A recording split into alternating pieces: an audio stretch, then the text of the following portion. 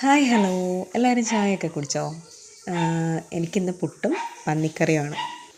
ഇന്നൊരു ഞായറാഴ്ച ആയതുകൊണ്ട് തന്നെ ഇന്നത്തെ പരിപാടി വിറകിൻ്റെ പുറകെയായിരുന്നു. അങ്ങനെ ഉച്ച വരെ ഓരോ പണികളായിപ്പോയി. അങ്ങനെ ഇന്നത്തെ ദിവസം ഒരു ഉച്ചയായിട്ടുണ്ട്. ഇതിപ്പോൾ പറമ്പിലെല്ലാം കാണുന്നൊരു പൂവാണ് കേട്ടോ.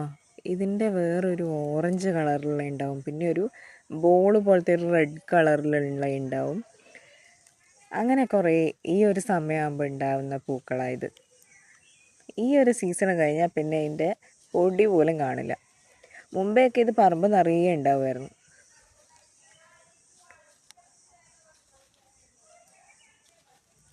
ഇതിൻ്റെ വേറൊരു ഇനമാണ് കേട്ടോ ഇത്. ഇതിൻ്റെ ഈ സീസൺ കഴിഞ്ഞാൽ പിന്നെ ഇതുള്ള സ്ഥലം പോലും മനസ്സിലാവില്ല. നമ്മളെ തൊഴുത്ത് അമ്മയും മോനും ഉണ്ട് അവിടെ. മഞ്ഞൾ നന്നാക്കാൻ വേണ്ടിയിട്ട് പോയിക്കൊണ്ടിരിക്കാം. ഒരു സമയമാകുമ്പോൾ മഞ്ഞൾ കിളച്ച് പുഴുങ്ങിയെടുക്കൂലേ,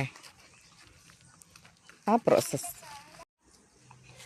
മുളച്ചിട്ടുണ്ടാ? ഇത് കാന്താരി വിത്താണ് എന്നാണ് ഇവൻ പറയുന്നത്. എനിക്കറിയില്ല, വളർന്നു വരുമ്പോൾ നോക്കാം. ഇങ്ങനെ ഒഴിച്ചാൽ തെറിച്ച് പോകൂലേ? കൈ വെച്ചിട്ട് ചെറുങ്ങനെ ഒഴിക്കും. കുളിയൊക്കെ കഴിഞ്ഞതിന് ശേഷം മഞ്ഞൾ നന്നാക്കാൻ വേണ്ടി വന്നതാണ് ഞാൻ. ഇത്ര നേരം ഇവർ നന്നാക്കിയ മഞ്ഞളാണ് കേട്ടോ ഇത്.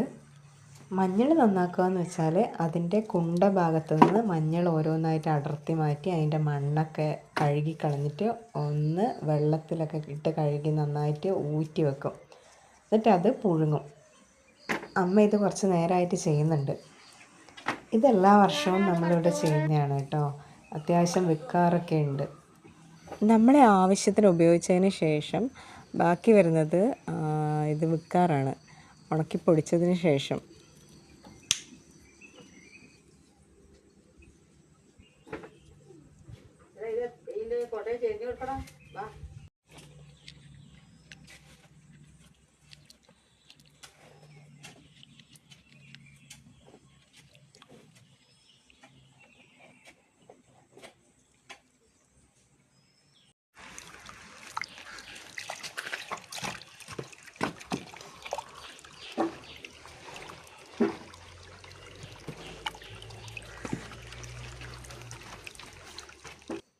ഇതാണ് മഞ്ഞളിൻ്റെ വിത്ത്.